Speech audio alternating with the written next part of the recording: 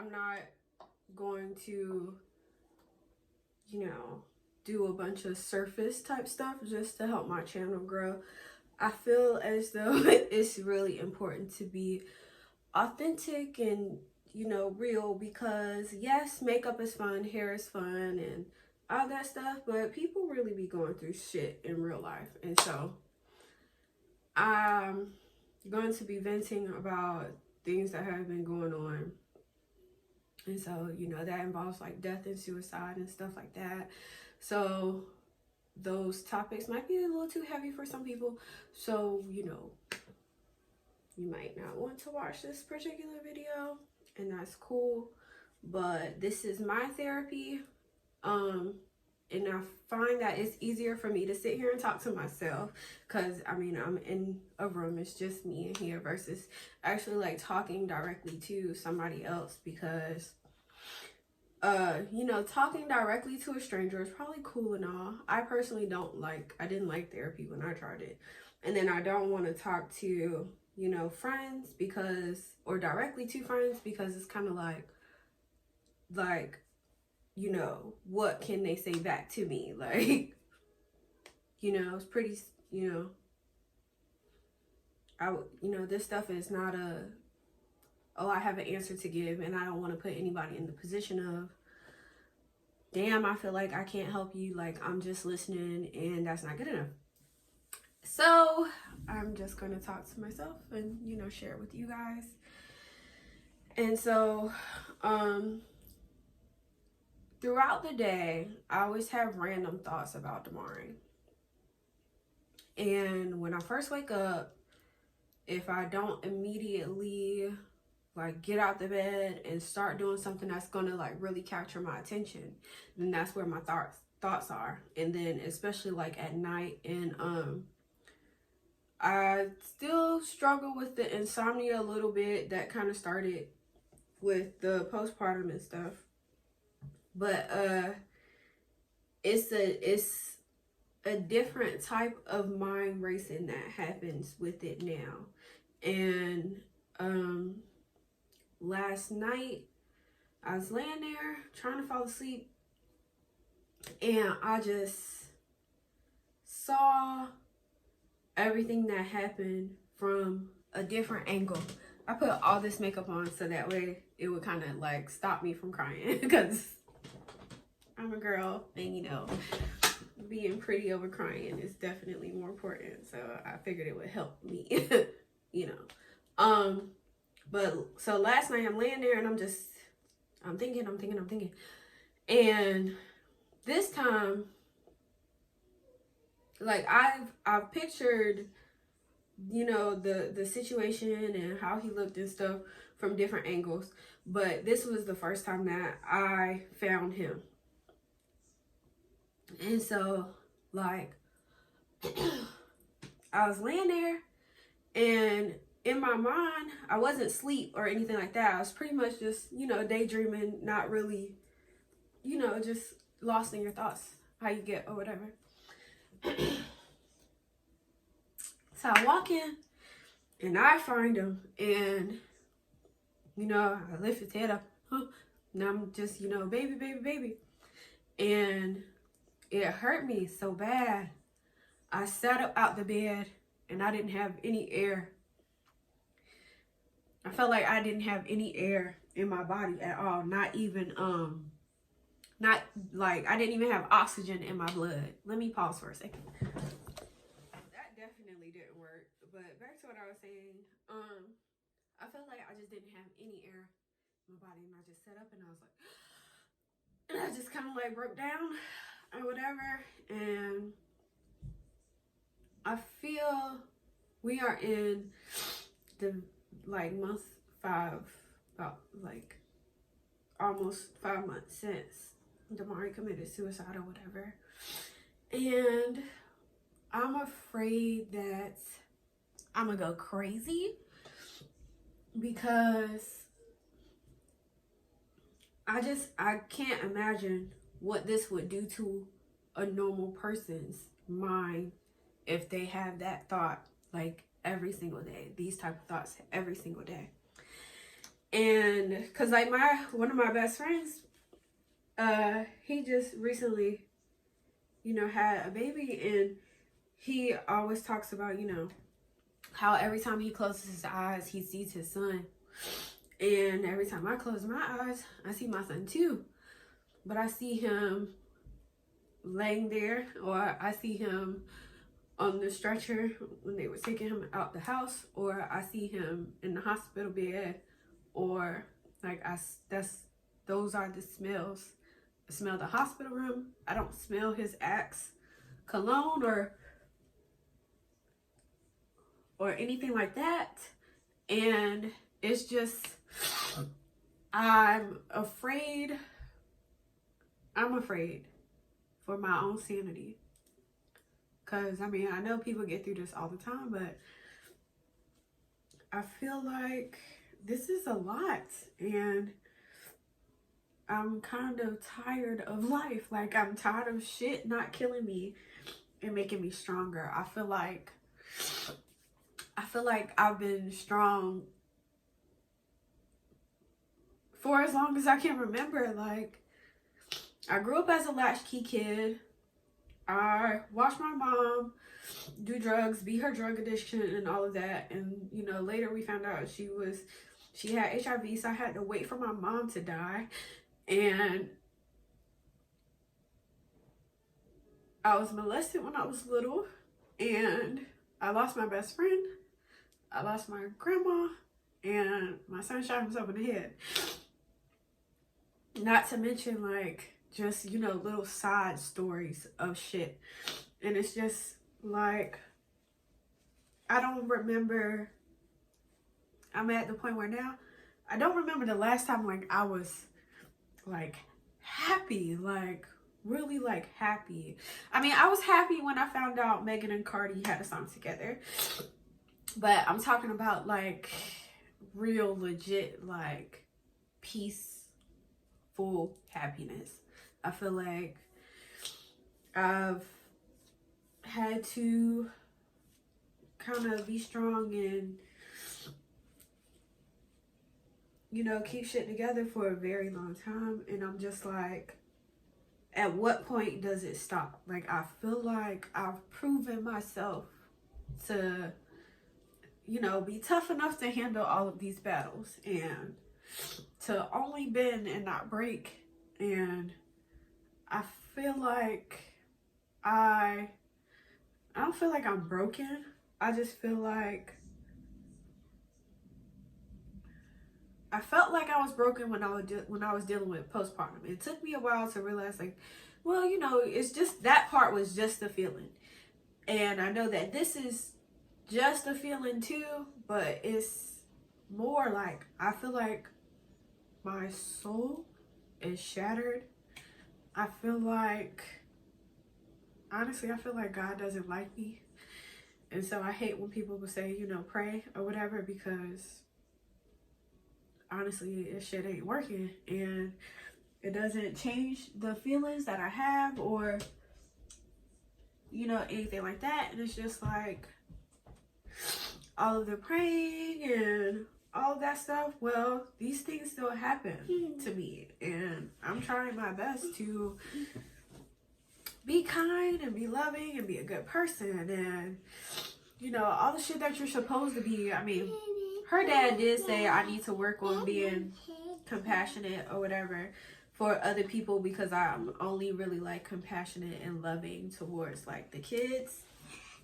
So I am gonna try to do a better job with that. It's just, I don't think it's that I'm not compassionate. I just, you know, people are really sensitive sometimes, and I like to say stuff like exactly how it is.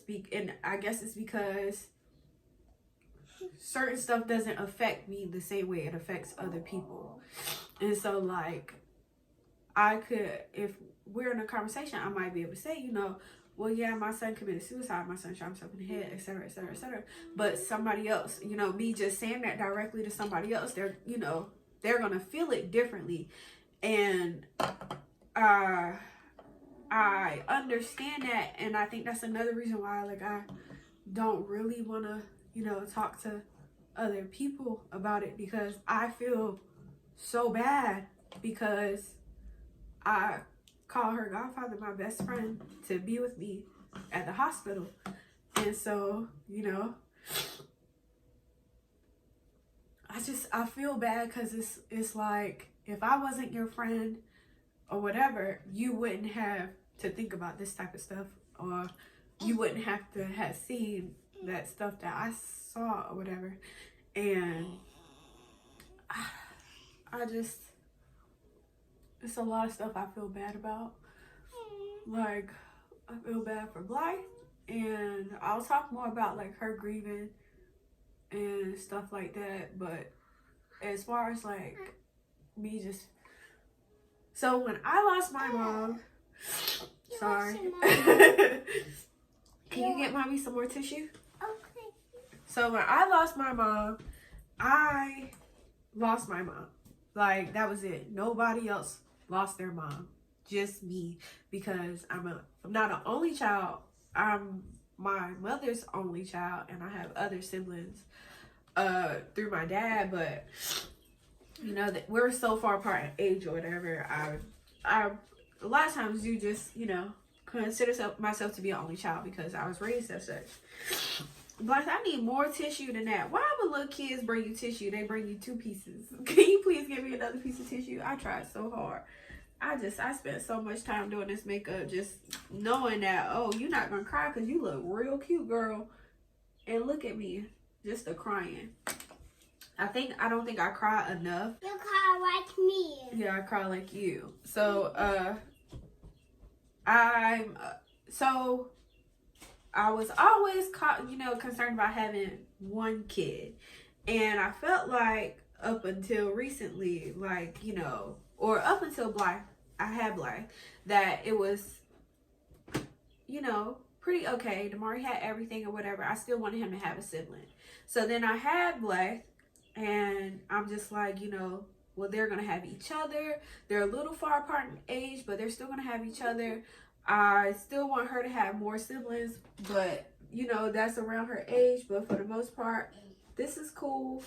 They, you know, they got each other. They got each other's back. They have a great relationship. They have a great bond. And so now I just, like, I guess I started thinking about this maybe like 2 months ago. I'm just like, damn, Blythe is going to be by herself. If and when, or whatever, something happens to mommy, she's the only person that's going to have, you know, that's going to experience that. And yeah, you know, people are going to lose Nathina, but Blythe is going to lose her mom.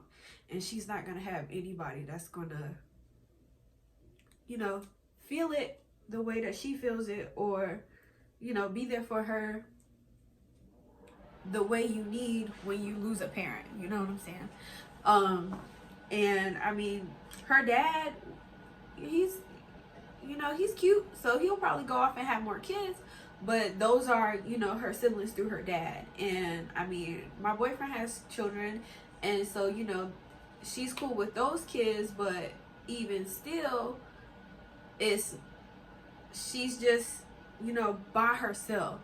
And I know when my mom died, I don't remember any of my siblings calling me or whatever. They still have their mom. You know, they're 50s and 50s and 40s. They still have their mom. And so, you know, you have phone calls. So I don't remember what I was saying.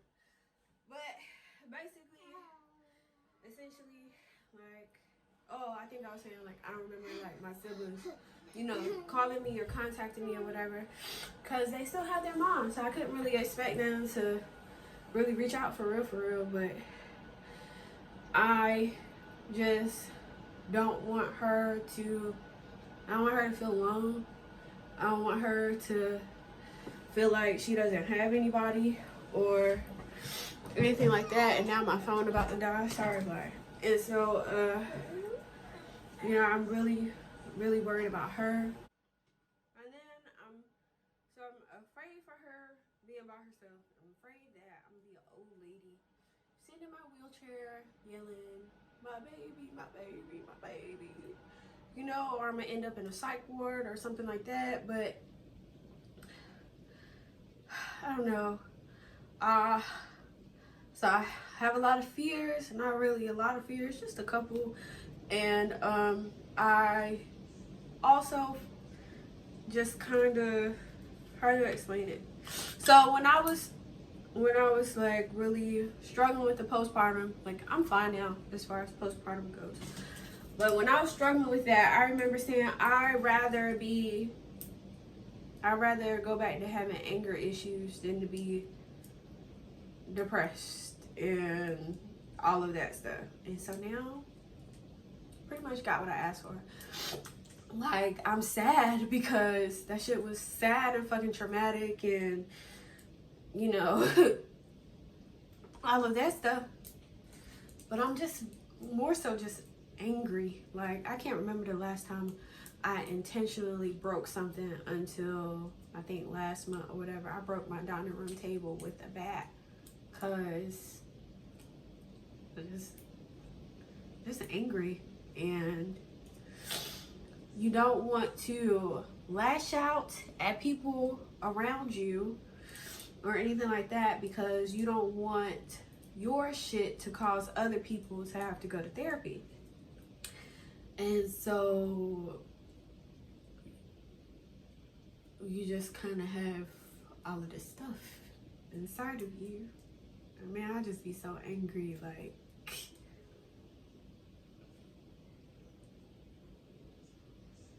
I just really just be so angry.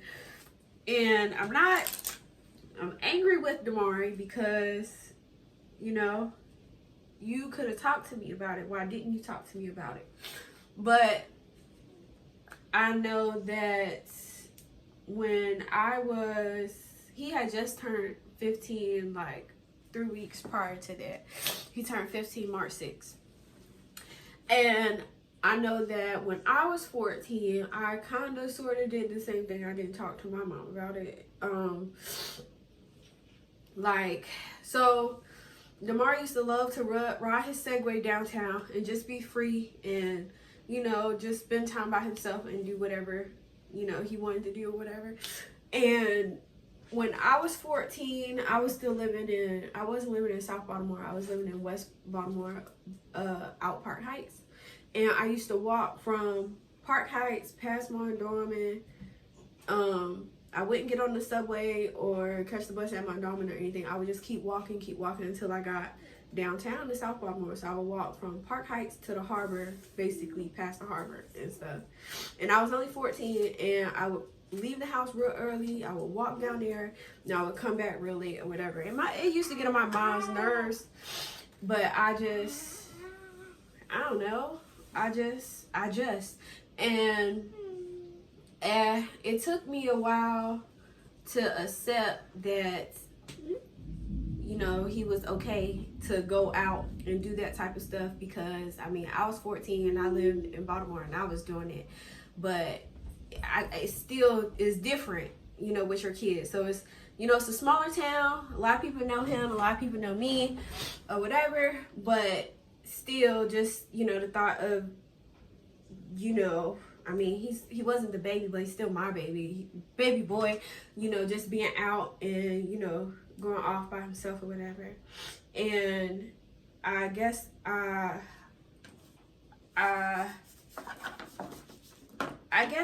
took maybe, I don't know, it took a while for me to stop fussing about it. But I eventually, you know, went ahead because I understood the need to, you know, just kind of like escape, I guess. But I remember, I think it was before I even got pregnant with Damari. So I was still 14. I was, what did they call it? A self mutilator. I used to cut my wrist, and I don't remember why. I think I was just angry. I was just angry. Obviously had a lot of shit going on or whatever. And I remember my mom, I used to wear bracelets. I remember my mom like saw it one day. She grabbed my arm and she was like, what the fuck are you doing to yourself? Like, you know, she's really like freaking out. Because for one, the only time I really got in trouble when I was little was if I like fell down and got a scar. Because I was a great kid. I just had good grades. I was a back talker, had a sassy mouth, but overall I was a great kid. So the only time I ever got in trouble was if I had a scar, if I fell down and hurt myself or something. And so, you know, she was going off on me about that, and I was just like, I was giving the cat a bath and it scratched me. Like, relax. So I didn't talk to my mom either about stuff, and of course I do wish that I did talk to her about stuff. Maybe like things would definitely be different, a lot different in a lot of ways, but I didn't.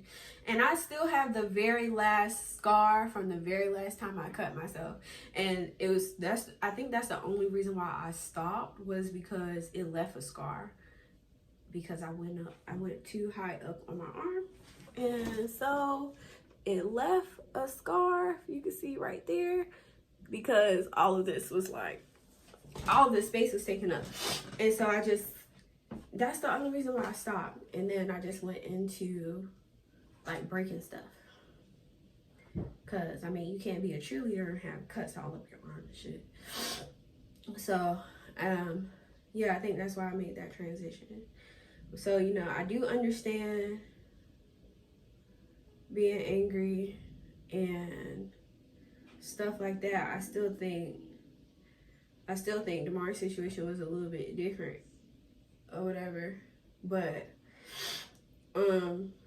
like, I get it. So I can't really be angry with him, but I'm just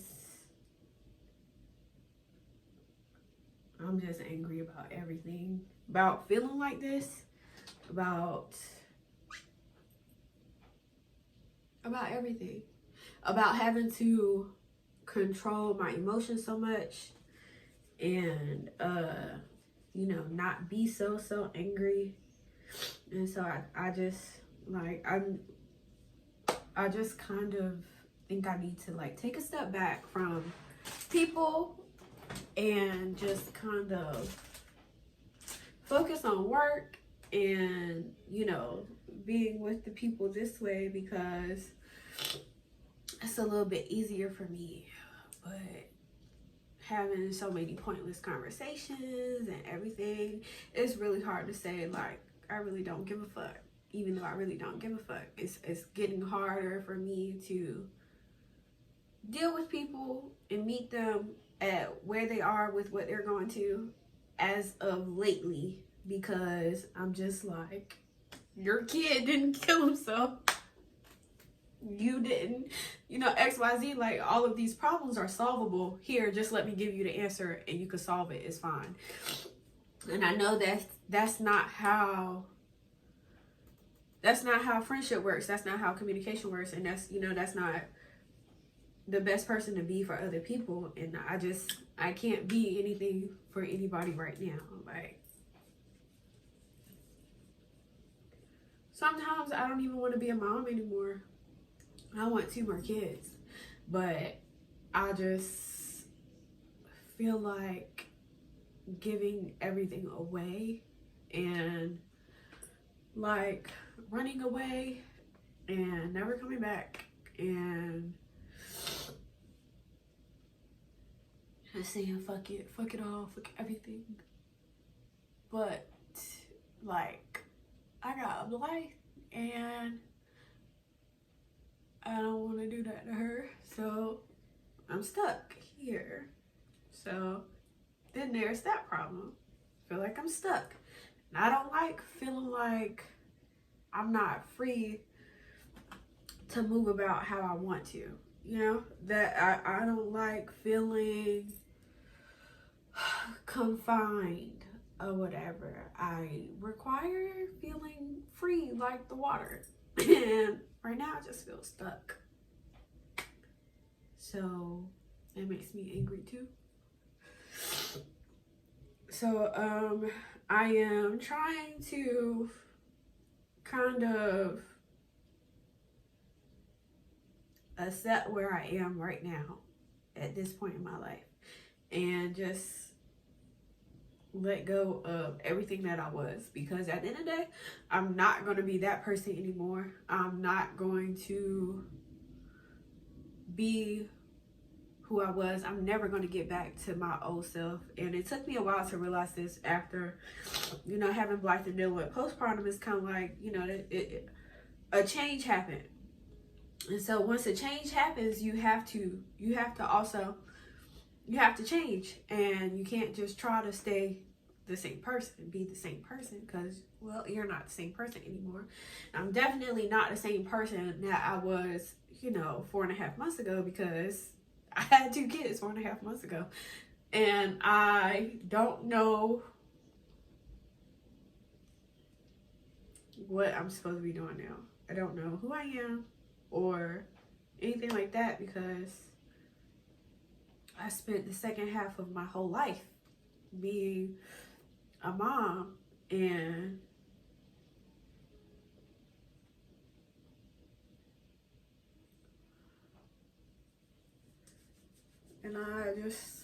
I'm a mom still, but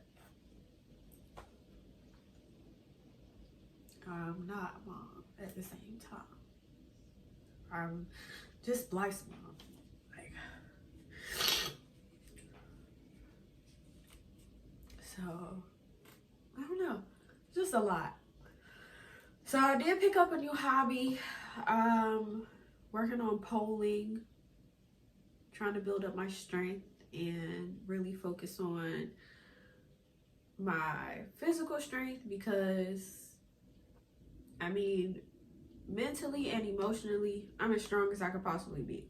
Like, it is hard for me to cry, and I think that's why once I do get up here to talk, it's like, because then everything is like, you know, everything is coming out. And so I guess maybe I'm not as like emotionally strong as I wish I was, because I feel like people who are emotionally strong, they know how to cry. They know how to release their emotions. So not really emotionally strong, because I still don't know how to do this part. This part is hard for me. I'm not a crier. Like, it takes a whole lot, or I have to be like extremely angry to the point where like I want to physically like break something, and then that's when I cry. So, you know, I need to work on that part, but just being more centered, more focused or whatever, and basically keeping myself occupied. And I can't really think about the thoughts that I have in my head while I'm, you know, trying to make sure I don't fall off the pole. I don't really have a lot of upper body strength, so it really takes a lot of my mental capacity to really focus on what I'm doing. And then I'm back to doing yoga or whatever, and I am slowly transitioning back to being plant-based or vegan or whatever. So yeah, but I'm trying. Not trying. Really, I'm not trying. I am trying. I don't know. I lost my nephew last month. Not my blood nephew, but a soror who I love. I love her, and I love her children. And I look at her children like my nieces and nephews, except for the oldest one. The oldest one is like my little sister for the most part. But he, unfortunately, it was a car accident. And, you know, like a few weeks before that, they were, no, RJ wasn't here, but his mom and his sisters, they were here, you know, after, you know, just a few weeks before that to, you know, how you go visit people after, you know, death in the family. So they had came by, and I have talked to them, but I ain't been over there to see them, because I don't know what to do, what to say, for real. Like, I text her, and you know, she was just like, I don't know how I'm gonna do this. And my real answer was, I don't fucking know either, because look at me, you know what I'm saying? But I know the real answer is you get through this with the people who love you, and you don't try to be overly strong, and you basically do the opposite of everything that I'm doing. But I don't, it's like I'm preaching, but I don't necessarily believe the shit that I'm saying. And so because I can't really, it's hard to talk to other people and just, you know, do as I say, not as I do. You gotta kind of lead by example. And, you know, shit's so fucked up. And, you know, Blythe asks a lot of questions all day. And you gotta answer those questions. So, like, I don't really have a lot of answers. I don't really know. And I mean, her, you know, her kids are a lot older than Blythe, but still, just, you know, being a mom who lost her son, like, what do you do? How do you do that? Like, I feel like a lot of times shit in my life happened to me so that way I could offer a word to other people. And so, like, I did that part, but I can't go sit over there and, like, you know, look at her, like, hold her, because, like, I know what that feels like, and I know that shit's not gonna make you feel better at the end of the day.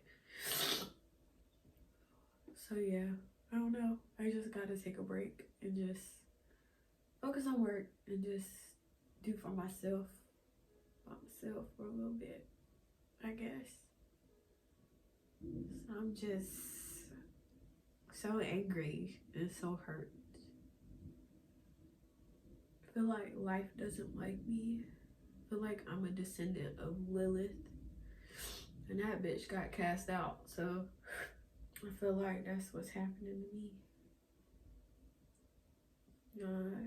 Not necessarily the most positive person, because I'm more of a realistic person. Realistically speaking, I don't have a lot of hope or happiness right now, and I don't know how to be happy, because you are in control of your own happiness, and I don't know what I want or what I need. So yeah, I was gonna take pictures, but not doing that shit now.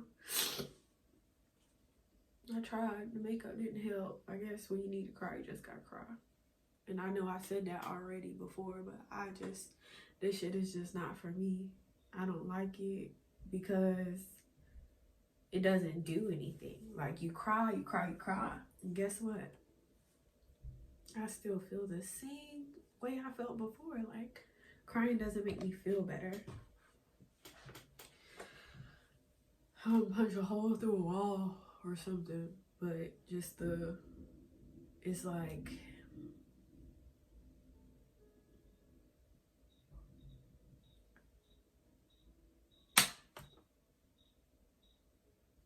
it just hurts a whole lot.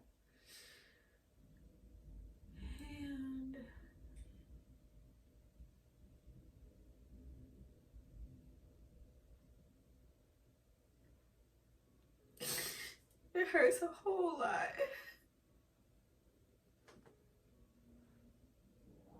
And I can't do anything to fix anything or change anything.